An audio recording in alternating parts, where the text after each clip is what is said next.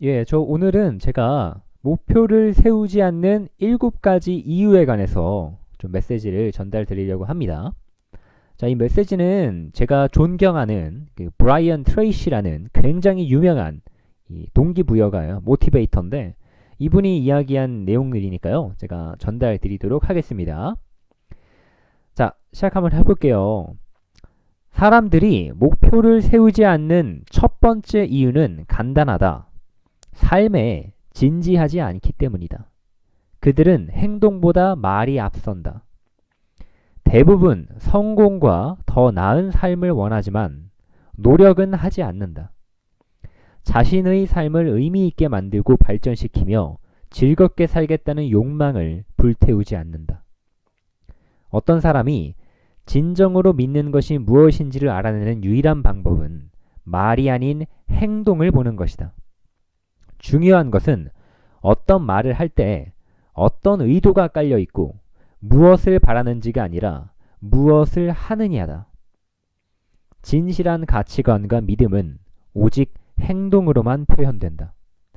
행동하는 한 사람이 아무것도 하지 않은 채 말만 잘하는 10사람보다 더 낫다. 나는 1년 내내 다양한 사람에게서 온갖 아이디어에 대한 많은 전화와 편지, 제안을 받는다. 그 중에서 강한 인상을 남기는 사람은 아무리 작은 것이라도 실제로 행동으로 옮기는 사람이다. 기억하라. 행동으로 옮기는 것보다 중요한 건 없다. 사람들에게 무엇을 할 것이라고 말하는 대신 행동으로 보여줘라. 그러려면 삶에 진지해져라. 사람들이 목표를 세우지 않는 두 번째 이유는 자신의 삶을 책임질 준비가 되어 있지 않기 때문이다. 예전에 나는 목표가 성공의 출발점이라고 생각했었다. 그런데 자신의 삶이 전적으로 자기 책임이라는 사실을 받아들이지 못한 사람은 아직도 제대로 목표를 세운 것이 아님을 깨달았다. 언젠가는 자신의 진짜 인생이 시작될 거라며 그때까지 아무 노력 없이 마냥 기다리고만 있는 사람은 무책임한 사람이다. 그들은 왜 자신이 발전하지 못했는지 그 핑계를 대느라 창조적 에너지를 다 써버린다. 세 번째 이유는 내면 깊은 곳에 자리 잡은 죄의식과 자신을 무가치하다고 느끼는 것이다.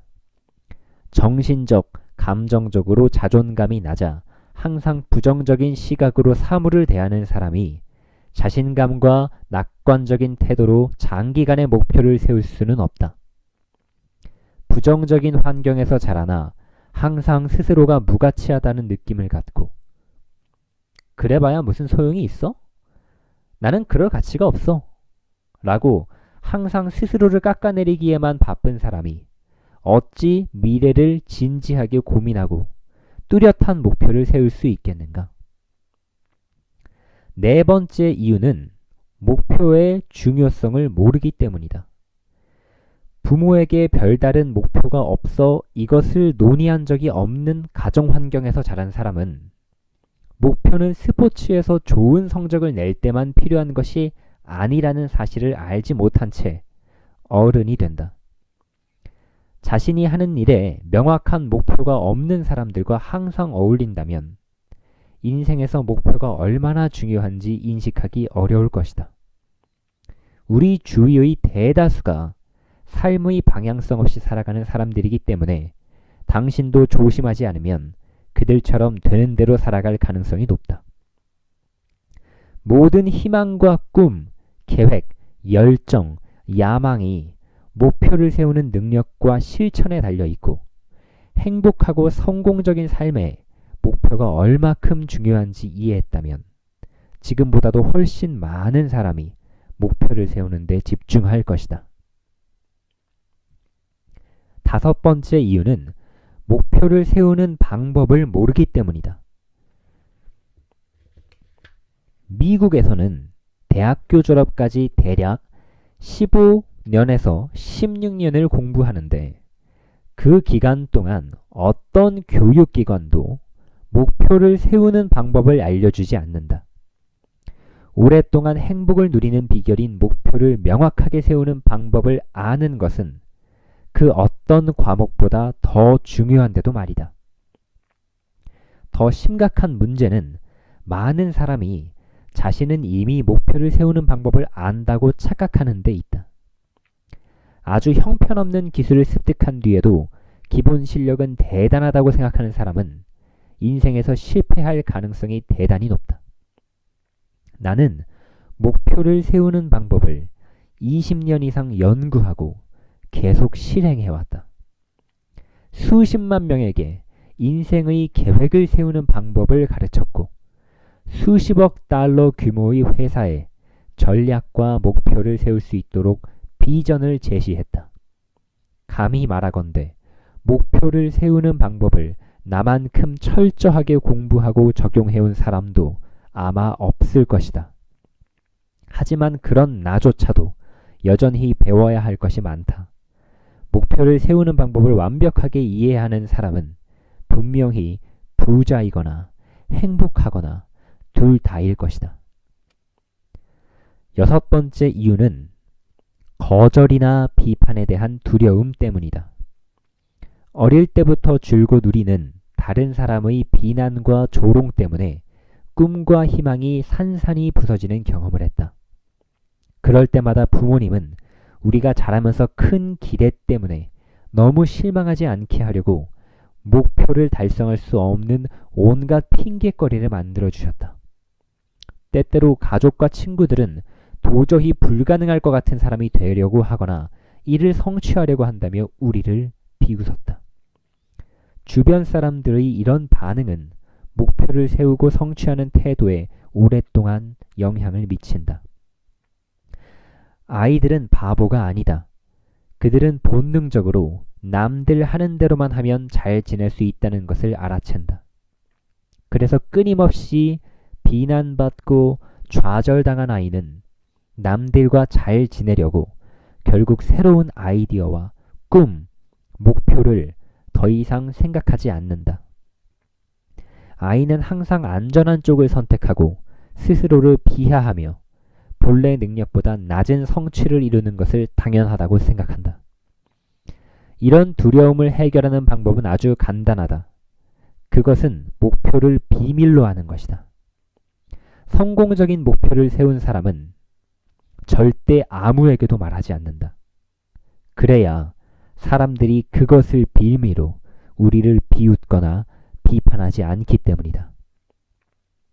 목표를 비밀로 하는데 예외가 두 가지 있다. 하나는 목표를 달성하는 데 도움을 받아야 할 사람들이다. 직장 상사나 배우자가 여기에 해당한다.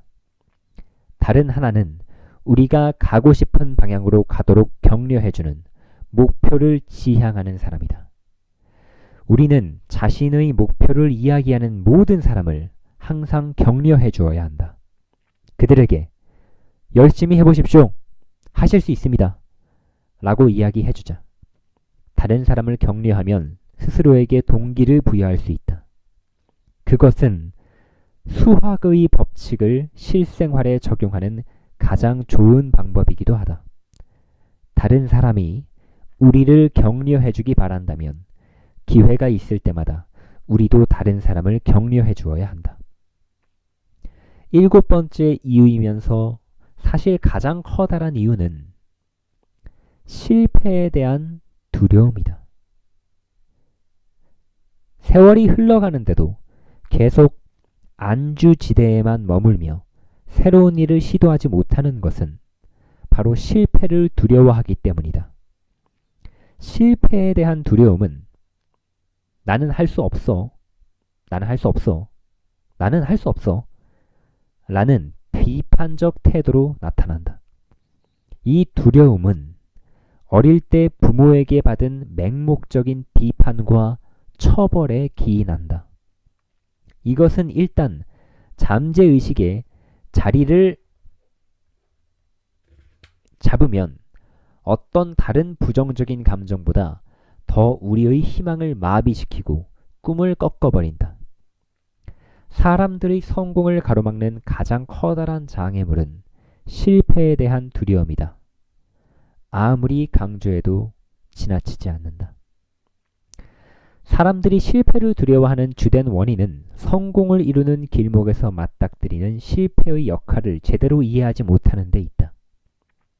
실패가 하는 역할은 단순하다. 실패 없이는 어떠한 성공도 불가능하다는 것이다. 한마디로 실패는 성공의 전제 조건인 셈이다. 인류 역사상 가장 위대한 성공은 동시에 가장 커다란 실패이기도 했다. 베이브 루스는 홈런 왕이 되었던 그 해에 가장 많은 삼진을 당했다. 성공은 숫자 게임이다. 무언가를 시도한 횟수와 마침내 그것을 성공할 가능성 사이에는 밀접한 연관성이 있다. 비록 최악의 야구 선수라 할지라도 타석으로 들어오는 모든 공을 향해 전력으로 스윙하다 보면 언젠가는 안타를 치게 되고 결국에는 홈런까지 칠 수 있을 것이다. 중요한 건 전력을 다해 스윙하고 결코 삼진아웃을 두려워하지 말아야 한다는 점이다. 토마스 에디슨은 우리 시대의 가장 성공한 발명가이다. 그는 발명품 특허만 무려 1093개를 받았고 그 중에서 1052개는 살아생전에 이미 상품화되었다. 그러나 발명가로서 에디슨은 동시에 가장 큰 실패자이기도 했다. 제품을 개발하는 과정에서 다른 어떤 과학자나 사업가보다도 많은 실패를 경험했다. 전구가 밝혀주는 탄소가 함유된 필라멘트는 무려 1만 1,000번 이상의 실험을 거쳐 개발한 것이다. 에디슨에 관한 유명한 일화가 있다. 한 젊은 기자가 그에게 5,000번 이상 실험해서 번번이 실패함에도 왜 포기하지 않고 연구를 계속하느냐고 물었다. 그런 그에게 에디슨은 이렇게 대답했다. 젊은이, 자네는 세상 돌아가는 이치를 아직 잘 모르는구먼. 나는 실패한 적이 없네. 나는 5,000번 이상 실패하는 것이 아니라 실험에 효과가 없는 방법을 무려 5,000개나 찾아낸 셈이네. 이 말은 곧 실험에 성공할 방법을 찾아내는데 5,000개만큼이나 가까워졌다는 뜻이지. 나폴레온 힐은 모든 불행 속에는 더 큰 기회나 성공의 씨앗이 들어있다 라고 말했다. 일시적인 실패를 다루는 방법은 실패 안에 있는 가치 있는 교훈을 찾는 것이다. 지금 겪는 어려움은 다 자신이 발전하는 데 필요한 어떤 교훈을 가르쳐 주려고 일어난 것으로 생각하라는 말이다. 역피해의식적 사고를 하는 사람. 내 행복과 성공을 위해 세상이 무언가 계획을 꾸미고 있다고 믿는 인버스 패러노이드가 되자. 당시에는 그렇게 보이지 않겠지만 모든 실패는 목표를 향하도록 우리를 움직이는 원동력이라고 스스로에게 이야기하자. 어떤 상황에서든 항상 좋은 점을 찾자. 위대한 성공에는 항상 많은 실패가 따른다. 결국 실패에서 배운 교훈이 있기에 성공도 가능한 법이다. 모든 실패는 더 많은 노력을 하라고 우리에게 가하는 자극이라고 생각하자. 특히 비즈니스와 판매업의 경우에는 더욱 그렇다. 실패할 때마다 성공에는 그만큼 한 발 더 다가가는 셈이다. 잠깐 동안의 패배를 일단 정지한 뒤 이 길로 가시오라는 표지판으로 간주하자. 리더의 특성 중 하나는 결코 실패나 패배라는 단어를 사용하지 않는다는 점이다. 대신에 가치 있는 학습 경험, 일시적인 이상이라는 단어를 사용한다.